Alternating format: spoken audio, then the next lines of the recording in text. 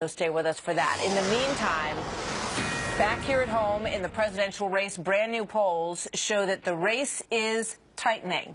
The big lead that Hillary Clinton had against Donald Trump has been cut in half as we head into the fall stretch before Election Day. Good morning, everybody. I'm Martha McCallum in America's Newsroom. Martha, good to see you. I'm Greg Jarrett in for Bill Hemmer. According to the latest Monmouth University poll, Clinton leads Trump by 7 points. That is 46 to 39%. That is down from a 13-point lead that she had when she came out of the DNC. And it comes as Donald Trump prepares for a very big speech, which will happen tomorrow. It's on immigration. You know that the hardliners have accused him of softening his stance, but Trump tweeted out this: "From day one, I said that I was going to build a wall on the southern border and much more.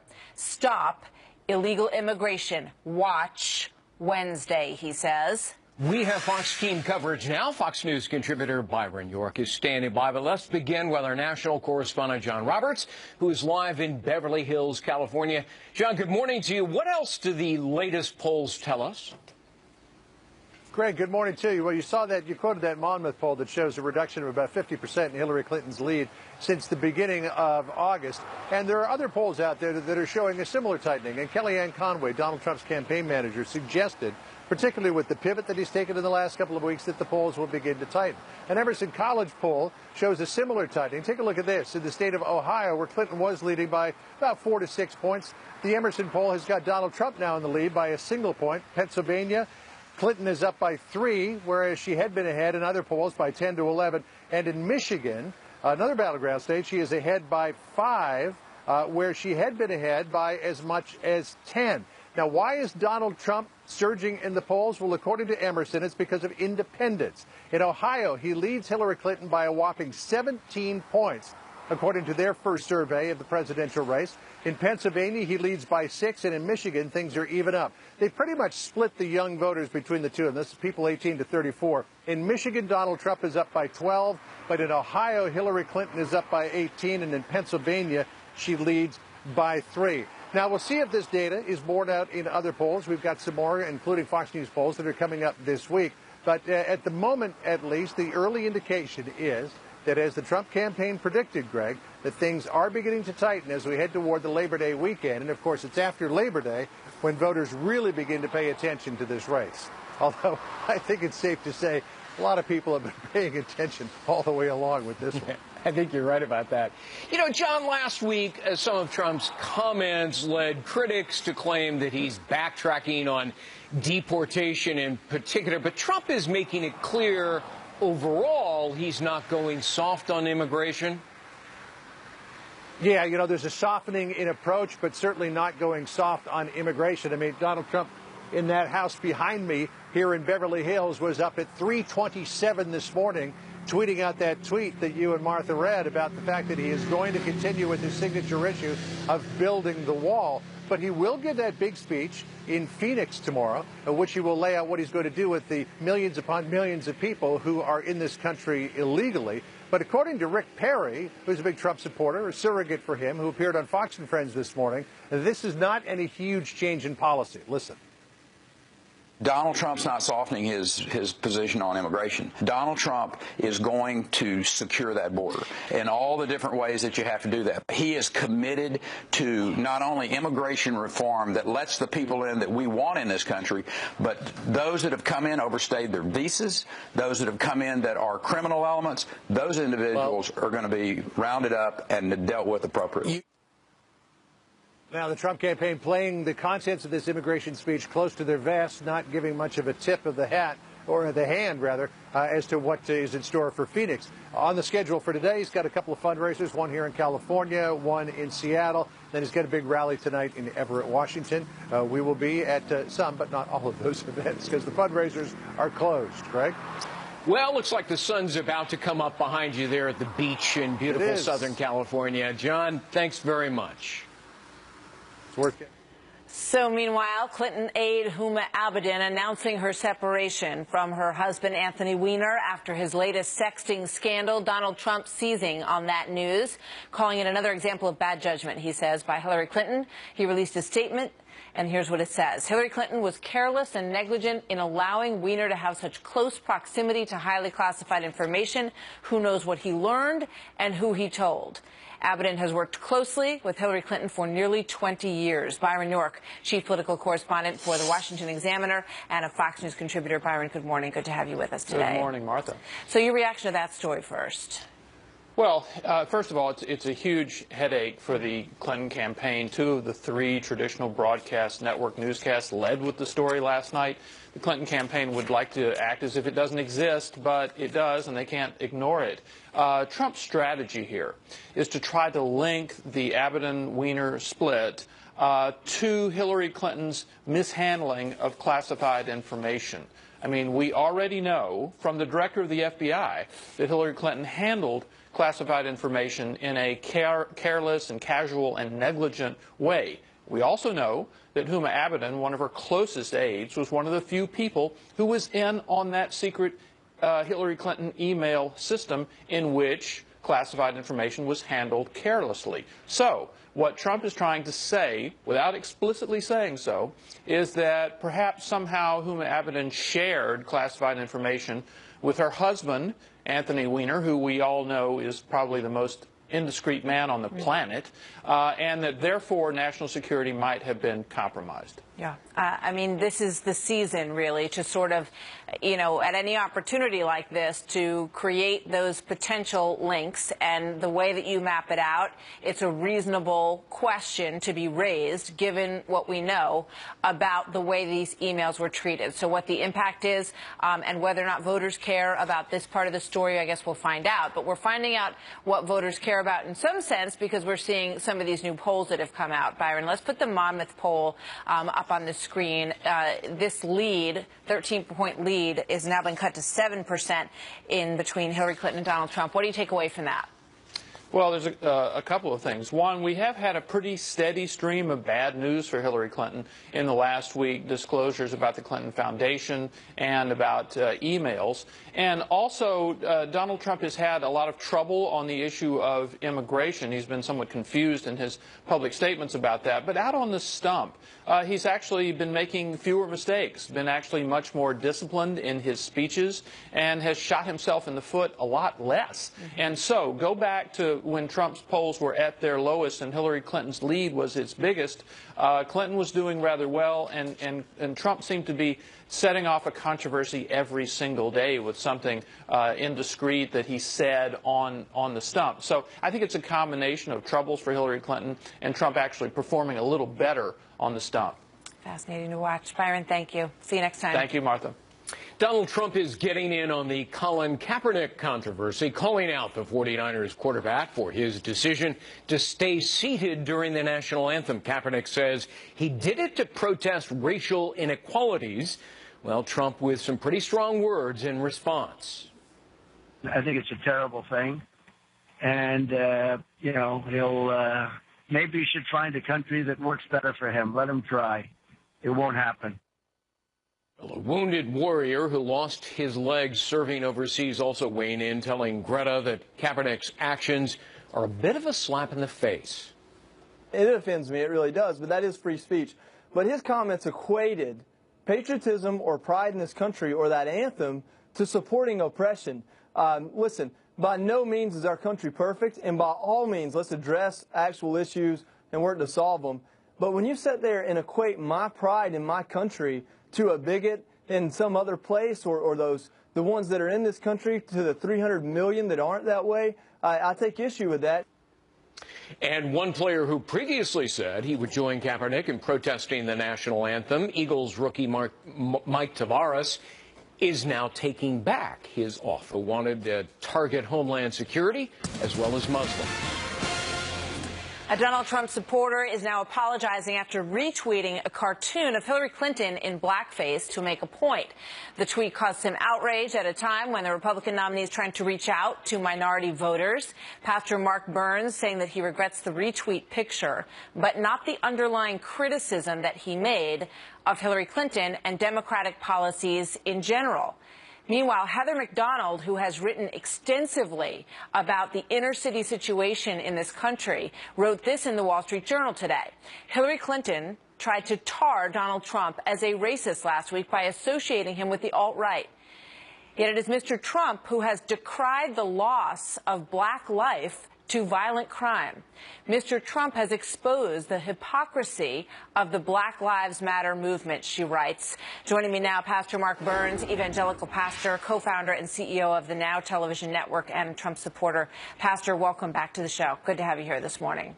Thank you. Glad to be here. So I watched a couple of these interviews, and I also saw the comments that were made about you this morning on another network. Everybody's shaking their head. They are just appalled that you would retweet this cartoon that shows Hillary Clinton in blackface. What was your intention when you did that and when you spoke out about her policies? Well, obviously, it was never my intention to cause some type of a controversy or to cause offense as it has to many people in this country, to those of the African-American community and to, just people who just think it is offensive. The blackface imagery has been used in the past, and it is offensive to African-Americans in this community. But my message, I stand behind it. The methodology I would do differently, but the message is still my belief, which is I believe the Hillary Clinton and the Democratic Party has pandered after the African-American community and will use that voting bloc just to get elected while giving policies that are color specific, but not creating policies that will create prosperity in these communities. And for that, I think that's the real offense. That's the real problem. We want to draw all attention in the world due to a cartoon, but in reality, many African Americans can't afford to send their children to college. Many minorities in this country, Hispanic minorities, Appalachian white families in this country, poor families, underprivileged families in our country, can't afford to, don't know where the next meal is coming from day to day, can't afford to pay their mortgage. This is the real offense that we have as Americans, and especially to the voting bloc of the African-American community.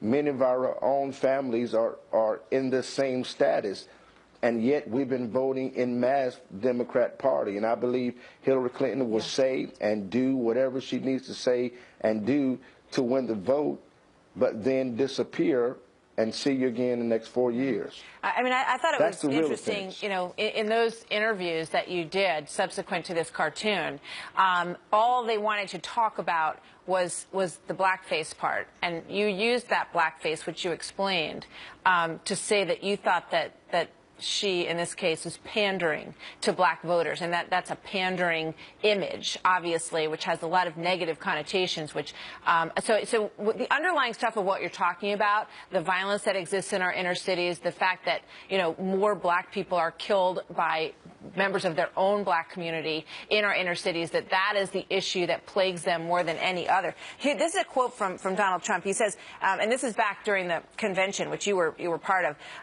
He says, "Our job is to make life more comfortable for the African-American parent who wants their kids to be able to safely walk the streets and walk to school, or a senior citizen waiting for a bus, or a young child walking home from school, for the sake of all, but most especially for the sake of those living in the affected communities." And even that comment got jumped all over by Van Jones, who called it despicable, and others who called it a mashup of Hitler and George Wallace. What is the disconnect between what you're discussing and what Donald Trump is discussing, and Democrats coming back at you with this divisive, hateful language? Well, I just think it's just so amazing and horrible that it seems like anyone that's a Trump supporter, anything that we say is offensive. Anything that we declare is offensive, like we don't have a right to our own opinion, and that's not true. We all have the First Amendment right, but yet liberals will treat us as though because they're playing the race card. That's the only way to control that voting bloc, the African American voting bloc, and it happens every 4 years. They play on what has taken place during the Civil Rights Movement, and they connect it all the way up to today.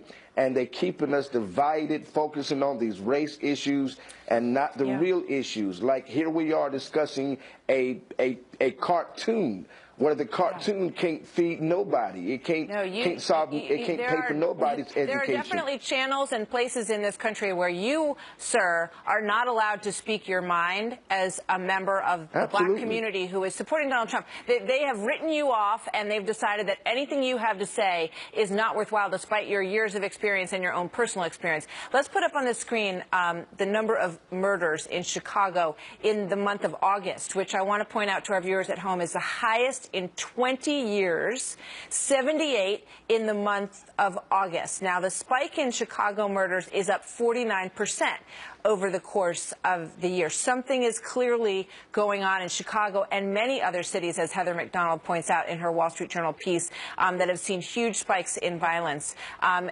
unemployment is also, the numbers are starkly stronger for black unemployment in this country than they are for white unemployment. So, you know, the leadership has not served your community well, according to these numbers. Last comment by you, just a few seconds left, sir. Well, you know, we don't want to deal with the real issues. We want to continuously just be politically correct while, you know, giving enough to feed you but not kill you. Give you just enough food to not starve you, but not give you enough to go build, to defend yourself. And that's what the Democratic Party has been doing to the African-American community. And that's my message behind my tweet. Pastor Burns, thank you very much. Fortunately, nobody was injured. Fox News alert now as the FBI issues a warning about a hack attack on U.S. election boards after confirming that at least 2 state computers were compromised by outside forces. The cyber attack is believed to be coming from Russia. Chief National Correspondent Ed Henry joins us live from Washington. So what do we know about which states are involved here, Ed, and how they might be involved in tonight's primary races? Well, good morning, Martha. A critical story may become November with the integrity of our presidential election at stake, though, as you note, the impact could be felt as early as tonight because you have some big primary battles. In Florida, you've got Congresswoman Debbie Wasserman Schultz, who's trying to survive a tough challenge after stepping down as chair of the DNC, you'll remember, because of a Russian hack that exposed emails that they were embarrassed by. And in Arizona, Senator John McCain, in the toughest primary battle of his career, well, Arizona is one of those 2 states where the FBI has now alerted election officials, Illinois being the other, that Russian hackers could be behind recent data breaches of voter registration systems. In Arizona, for example, an official told the Washington Post this was a credible and significant threat, an 8 on a scale of 1 to 10, and we're told it involved a county election official having their username and password stolen. So you can imagine, if that's just one example, what kind of information you might be able to get if you get somebody's username and password, Martha. Yeah. And we understand the FBI Director James Comey is also weighing in on this, right, Ed? Yeah, all these questions swirling as the FBI Director delivers a speech this very morning here in Washington on cybersecurity. And while he spoke in general terms, it's clear he left the door wide open right now to Russian intrusion in our election. Watch. I think China, Russia, Iran, North Korea, entities that are getting much more sophisticated, much more aggressive in state-sponsored intrusion activity, which Context, Senate Minority Leader Harry Reid, a key surrogate for Hillary Clinton, of course, is demanding that Comey open an FBI probe of Donald Trump's ties to Russian President Vladimir Putin. Reid writing a letter to Comey saying, quote, the evidence of a direct connection between the Russian government and Donald Trump's presidential campaign continues to mount and has led Mike Morrell, the former acting Central Intelligence Agency director, to call Trump an unwitting agent of Russia and the Kremlin. You'll remember that Donald Trump has completely refuted those allegations, saying that it's garbage. But this whole issue of Russia potentially having a major impact on the election, that goes on, Martha. Wow. Quite a story. Ed, thank you. Good to see you. Donald Trump fine-tuning his immigration plans, so will he echo his hardline stance such as this? We're going to build the wall, and Mexico is going to pay for the wall 100%. And what about deporting all people here illegally? A major address planned for tomorrow. We'll look at his plan, past and present. This attack. Donald Trump prepping for a major speech tomorrow on immigration amid criticism that he's softening his stance. The Republican presidential nominee now saying he will deport illegal immigrants who are criminals. Trump also tweeting out a preview of what to expect. From day one, I said that I was going to build a great wall on the southern border and much more. Stop illegal immigration. Watch Wednesday. Kristen Soltis Anderson is a Washington Examiner columnist, Republican pollster, author of The Selfie Vote. Scott Brown joins us, a former Massachusetts senator, Fox News contributor, and a Trump supporter. Good to see you both. Senator, let me start with you. In recent days, Trump seems to have backed off his vow to deport every single one of the 11 million people here illegally, talking instead about deporting only those with criminal records, which, by the way, is a small percentage, just 13%, which means that more than 9 million would actually get to stay. If he backs off his initial promise, won't his supporters feel betrayed? Well, first of all, I don't view it as backing off. I've known of his position. That's one of the reasons I'm supporting him. Compared to Hillary Clinton's amnesty, sanctuary cities, no wall issues, and bringing in more refugees, it's night and day. So what is he talking about? He's talking about building the wall. He's talking about eliminating sanctuary cities. He's talking about e-verification. He's talking about making sure we but what about get the 11 million illegal people here? Yeah, let me finish because it's related. By taking away any and all benefits, which they now get, it'll force a lot of those people to make very tough decisions. If you can't hire somebody and they're not getting free benefits, they're not going to stay. So with regard to these criminal elements, absolutely, you got to get them out of here. But what people need to realize that there's also a process that involves Congress, and you're going to need to have Congress, the president, and any interested parties sit down and come up with a thoughtful, logical, orderly process to get the people who are here illegally out of the country. Right. Now, is there a process for them to then come back appropriately and get some type of priority? That's up to Congress and the president to determine, so that's why I look forward to hearing his speech tomorrow. Look, Kristen, let me play a soundbite. Here is Donald Trump last week with Sean Hannity. Take a listen. There certainly can be a softening because we're not looking to hurt people. We want people. We have some great people in this country. We have some great people in this country. So, but we're going to follow the laws of this country. I mean, go a step further. They'll pay back taxes. They have to pay taxes. There's no amnesty as such. There's no amnesty. Right. But we work with them. But we work with them. So, Kristen, I mean, it sounds like what he's saying is no more deportation of 11 million. It would be more like 9 million get to stay because that's the 87% who don't have criminal records. Won't his supporters who were trusting him feel betrayed? What's fascinating, if you look at the exit polls from the Republican primary, from states like Florida, South Carolina, states that Donald Trump did really well in, that were a big piece of how he wound up becoming the Republican nominee, a majority of Republican voters in those states, when asked, would you rather have all of those folks deported or would you rather see some kind of pathway to legal status, a majority said they wanted to see some kind of pathway to legal status. So a lot of Donald Trump supporters, this isn't necessarily their number one issue, and having some kind of pathway to keep some of these folks here if they have otherwise played by the rules, done the right thing, and are willing to contribute, I don't know that that will turn off a ton of his supporters. But what is kind of ironic is that by saying we're going to prioritize putting sort of criminals at the front lines to deport, that's pretty similar to President Obama's strategy. When you listen to what Senator Brown just said about having these folks sort of choose to leave the country themselves, that's self-deportation, which is what Mitt Romney sort of got burned for in 2012. So the problem is that up until now, Donald Trump's position has not been completely clear. Build the wall has been crystal clear, but everything else has been sort of lacking in details. And as Donald Trump puts more meat on the bones of what will happen to those 11 million, it's sort of been unfortunate for him politically that we've spent the last week and a half or so debating without real clarity on that Senator, issue. maybe Donald Trump, finally figured out, or somebody told him, that deporting 11 million people would be nearly impossible. I mean, first of all, how do you find them? Second of all, even if you do find them, they are required by law to have a hearing, and the current backlog is so severe right now. The waiting period is 2 years for a court hearing.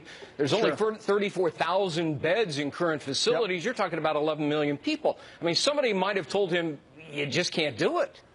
Well, first of all, it obviously is a logistical problem. It's something when I was a senator we talked about on a very regular basis, and there has to be a will by Congress and the president to get it done. This president for the last 8 years and presidents prior have not had the will to actually fix this problem. You're right, there's a logistical problem, there's a funding problem. You need to provide the tools and resources for the administrative bodies and also for ICE and others to actually do their jobs, and that hasn't been done. And with regard to the self-deportation, the biggest challenge right now, and the reason that there's not that particular issue, is because they're still getting the benefits. Any plan that's being moved forward, the key to that plan, and that's why Rubio and Schumer and that plan failed, is because they continue to provide benefits that are for people who are here illegally. And if you get rid of those incentives, those magnets, then people will have no choice but to either leave or find a legal process in which to become part of this country, whether it's through a work program or the like. And don't forget, people are here, many of them, because they've overstayed their legitimate and legal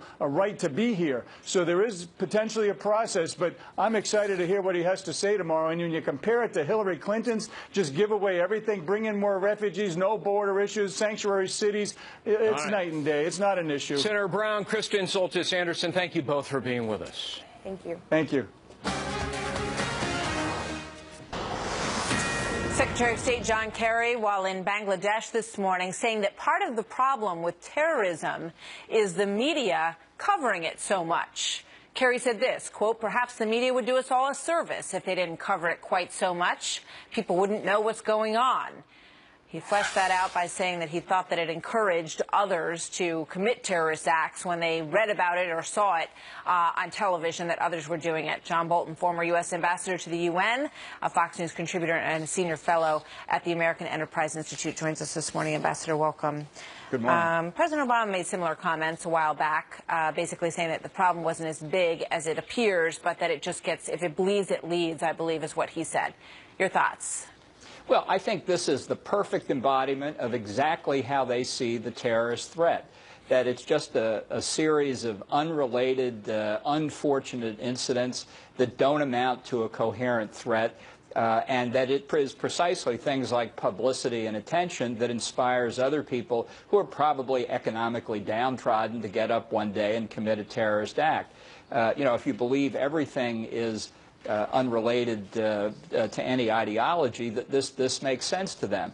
Obviously, this is the farthest thing from the truth. King Abdullah of Jordan has called the threat of Islamic terrorism part of a war within Islam, and it is a war primarily directed against us. So if you really think that that less publicity would help reduce the terrorist threat, really you should apply for a job after you're Secretary of State to be the editor-in-chief of The Onion. They'd probably jump at you. All right. I want to get your thoughts on another story here, and that is information that basically there have been twice the number of incursions at sea between Iranian ships and the United States forces, that this is a dangerous escalation and that it happens after we signed this deal, which was supposed to de-escalate those sorts of things. But it's actually doubled. Yeah. Well, speaking of things the media doesn't cover, I mean, we've seen in the past few weeks pretty intensive coverage of two specific incidents where small Iranian boats capable of carrying torpedoes and laying mines, by the way, approached American destroyers and other warships. But what this new report, recharacterizing some data from over the past year, indicates is that this level of threatening, provocative, dangerous incident is really much higher than was publicly known before.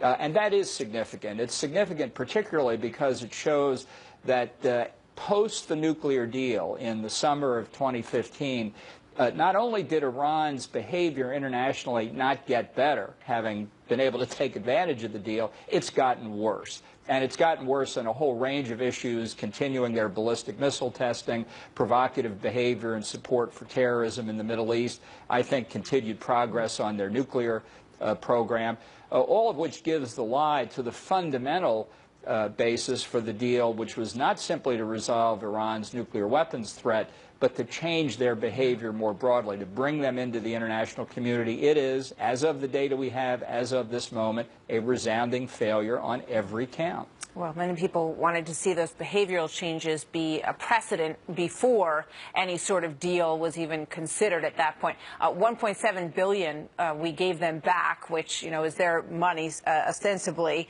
and they've now bought a missile shield from Russia with that money, at least in part. We got to leave it there, Ambassador. Thank you very much. Always good to have you with us. Thank you. This is brand new just moments ago. The New York Times warning Hillary Clinton big changes are needed at the Clinton Foundation, according to a brand new editorial. And they say that needs to happen now and not wait until if and when she becomes president. Welcome, everybody. Brand new hour of America's Newsroom. I'm Martha McCallum. And I'm Greg Jarrett in for Bill Hemmer. The Times editorial board voicing major concerns after new emails exposed evidence of pay for play, giving big donors preferential treatment at the State Department. The New York Times is calling for President Bill Clinton to cut all ties to the foundation. Here's a quote.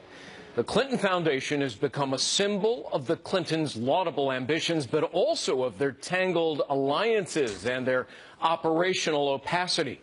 If Mrs. Clinton wins, it could prove a target for her political adversaries. Achieving true distance from the foundation is not only necessary to ensure its effectiveness, it's an ethical imperative for Mrs. Clinton. Brett Baer joins us now from Special Report. Brett, just going over some of the details in here. For a long time, this was considered sort of something that, conservatives were piping up about and making a big deal about. But now with this New York Times editorial this morning on their op-ed page, essentially saying that there is absolutely no way she can continue without cutting off complete ties with the foundation in this election. What do you make of it? This is a big deal for the New York Times to have this thoughtful approach in this editorial to say this is a problem. And it has been a problem. Democrats haven't talked a lot about it. You heard Donna Brazile over the weekend trying to say there's not even smoke here. Yeah. And I think that a lot of Democrats say the election is in her possibility. She's leading, obviously, currently, but they don't want to see something trip her up. And they see this foundation and the possible release of additional emails, the September 13th release of new emails, as a possible trip up for Hillary Clinton. Yeah, because we know that the judge has said they have to come out over the next couple of weeks. And just, taking a look at some of what's in this editorial, it says Mrs. Clinton became involved in State Department deals and negotiations that also involved foundation donors or board members. She prompted multiple investigations with an arrangement that allowed Huma Abedin, her deputy chief of staff at the State Department and now vice chairwoman of her campaign, to be paid simultaneously by the State Department, and now vice chairwoman of her campaign to be paid simultaneously by the State Department, and Tenio, a consulting firm that involved Doug Band, another name that has come up throughout on this whole thing. I mean, Brett, it's an interesting point that you make, that they want her to put this behind her so that it doesn't continue to dog her in this election. Yeah, and that is what is kind of hanging over the rest of this election, is what is the thing that potentially is the problem for Hillary Clinton, beyond the honest and trustworthy numbers that we see in the polls, beyond whatever's going to happen in the debates that go forward. I think that the question is, not only did the foundation say we're going to move on and leave Chelsea Clinton as the head, even if Hillary Clinton gets the presidency, but we're going to continue to take foreign donations in the health initiative, and that is a disconnect for a lot of people if she takes office. So as you point out, we're heading into debate season. And you can easily imagine the questions that should be asked about the foundation, about her connections to the foundation, and then the possible rebuttal by Donald Trump up there if she tries to say, that there was no connection, that there's no smoke there, as you say, Donna Brazile said. And let's put up some of the polls, because we have seen that the discussion about this and the reporting on this in the past couple of weeks appears to have impacted her somewhat. Her lead was 13%. Brett, and is now at 7% in this particular national poll. Yeah, and I think if you look at the battleground states, it's also very tight, a number of them tightening in recent days. And I think that the concern in the Clinton folks is that she's not leading by more at this point, considering the coverage of Donald Trump, considering, the past, before the last week, the weeks before that, he had a couple bad weeks in a row. Arguably, the Trump people will say he's back on track and he's giving these speeches and he's is making some headway. I think they see this, and obviously the New York Times, as a reflection of a Democratic point of view, sees it as a concern and something that they have to put behind them. I mean, that period after the DNC, when Donald Trump ran into a lot of trouble with some things that he said, took the focus off of where his campaign wanted it to be. He gave a number of policy speeches and has tried to sort of set the course. And you do that by doing that. And that Hillary Clinton hasn't really done that. She hasn't made the conversation about her policies, what her plans are for the next 4 years, where she wants to take the country.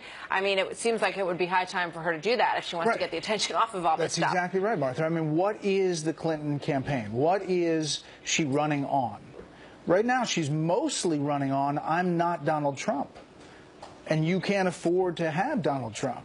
But what is she really running on? And I think that that is the thing that the debates possibly are going to illuminate the difference between the two candidates. We'll see. Good to have you in New York. Yeah, thanks for being here, Brett. We'll see you soon. Ones to watch as we head into November. Donald Trump preparing to deliver a big speech on illegal immigration tomorrow. It comes after many accuse the Republican nominee of flip-flopping on the issue of deportation. Earlier this morning, he tried to set the record straight, sort of, on Twitter by saying this: from day one, I said I was going to build a great wall on the southern border and much more. Stop illegal immigration watch Wednesday. Jeff DeWitt is an Arizona state treasurer and a campaign chairman for Trump Arizona. Jeff, thanks for being with us. Look, this is sort of classic Trump. What his supporters are angry about is the issue of deportation. So what does he talk about? He talks about the wall and security and sanctuary cities, but he's not making it clear whether he will fulfill his original promise to deport every single of the 11 million people here illegally. Doesn't he owe it to voters in his speech to make it abundantly clear whether he's going to fulfill that promise or not? Well, I think you're going to see that addressed in the speech. I think you're going to see a lot addressed in the speech. I can tell you that nothing has changed at all in his commitment to put America first and to enforce the laws that we have.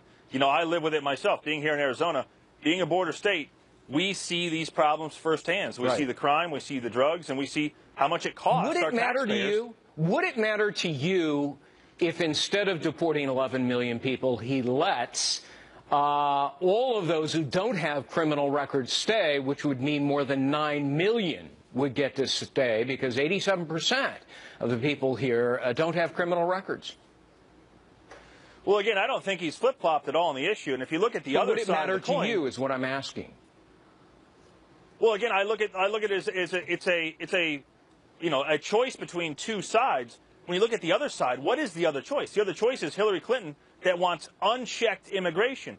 They actually show, by Obama's policies, she could bring in over 650,000 Syrians in her first 4 years, based on the expansion of Obama's policies, which she's already talked about she wants to do. That's an area roughly the size of Baltimore. It sounds to me like it wouldn't matter to you if he backtracks. But look, a lot of his core supporters would be angry. Already they're dubbing him online #AmnestyDon. Could he lose support over this if he doesn't fulfill his original promise? Again, he's never said anything about amnesty, and he's also been very firm on his stance of no citizenship, and making sure that we enforce the laws on the books. But I'm not talking about amnesty or citizenship. I'm talking about getting to stay here without getting deported, which would mean more than 9 million arguably would get to stay. Again, I don't think the stance has changed. I think you'll hear him address that tomorrow night here in Phoenix, which is one of the epicenters of then why has he said all these things? Oh, I want to be humane, and people have come to me and said you can't rip apart families, which means people who haven't committed crimes arguably would get to stay. Part of the problem that any new president faces is that you don't just implement every policy that you want. You have to work with Congress and you have to work with the Senate to get these laws in place. Now, we have a current president that loves to use the power of the executive order in a very overreaching fashion, but Donald Trump has said he wants to work within the system, and part of the system is appeasing, Speaker Ryan and the other power centers that we have down there to make things go through. So it's not just, we don't just get to implement every single thing we want to do. However, but he did make a solemn promise to his supporters that he was going to do this, and now maybe reality is setting in, and those people are going to be disappointed. Whether it's reflected in their votes is another issue. Jeff DeWitt, thanks for being with us. Thanks, Greg. So Donald Trump responding to Anthony Weiner's sexting scandal yet again, and this time it's with an attack on Hillary Clinton, why he says the situation could pose a security threat, he believes. We'll tell you what he's talking about there. Donald Trump weighing in on Huma Abedin's separation from her husband, Anthony Weiner, after the former congressman's latest sexting scandal hit the newspapers yesterday. Trump claims that Abedin's status as a longtime Hillary Clinton aide could have given Weiner access to classified information when they were married. He said this in a statement: just another example of Hillary Clinton's bad judgment. It is possible that our country and its security have been greatly compromised by this. Rich Lowry, the editor of the National Review, also a Fox News contributor, joins us now. Rich, good morning. Good to see you this morning. Hi, Martha. So everybody's looking at this relationship, at Huma Abedin, at her relationship to the Clintons, to the foundation, all of that. So Donald Trump obviously sees this as an opportunity to draw a link that could create a national security concern. Is he barking up the wrong tree, or is he right? Well, I think the main thing that's going on here, Martha, is that there was no way there's going to be another Anthony Weiner sexting scandal without Donald Trump commenting on it one way or the other. And, his campaign, I imagine, kept him from sending out a series of tweets, made it into a more conventional statement. Part of the statement, is Huma's now made a wise choice. I don't think as a presidential candidate he really needs to be commenting on Huma Abedin's marital choices, but there's no doubt she is becoming a radioactive figure. This is not the entirety of it, but it doesn't help. The main problem is that she had this dual role that was wildly inappropriate by any standard, where she was serving both the Clinton Foundation and the Clinton State Department. Yeah. The most recent emails that came out this morning are about her BlackBerry and the BlackBerries that they left on the plane in Russia because they were afraid it would be a security concern. I mean, she basically says, I can't use that here, and I also can't use my Clinton Foundation email when I'm in Russia because I want to make sure that I keep, both of those uncompromised. A lot of people say that this just points to how close a relationship she had with both entities. Some could read that and say she was being careful.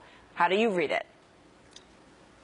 Well, her role, just alone, even if we didn't know any of these emails, even if we don't know she was extremely responsive to Doug Band, the Clinton Foundation official who wanted to get meetings and other favors for Clinton donors, just her role in itself, I don't know how it possibly passed ethical muster. To be an official at the State Department, very close to the Secretary of State, and have a role with this private foundation, and have a role, by the way, with Doug Band's consultancy. Yeah. How does that make any sense? And she herself kind of embodies these interwoven connections that just don't pass the smell test. If that's the case, do they take any action? The New York Times editorial page is now calling for a complete separation from the Clinton Foundation for Hillary Clinton. Can you imagine a scenario where perhaps Huma Abedin leaves the campaign, goes over to that side, or, cuts any ties that she has with the foundation? Is something going to happen as a result of this editorial and all of this news?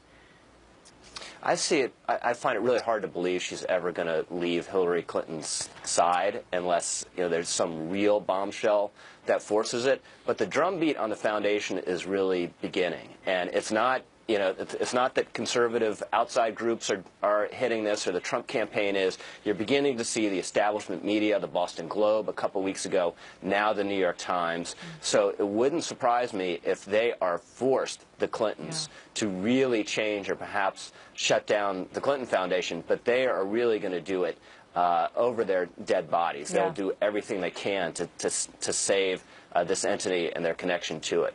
All right. Rich, thank you very much. More to come on all that. Good to see you. Thanks, Mark.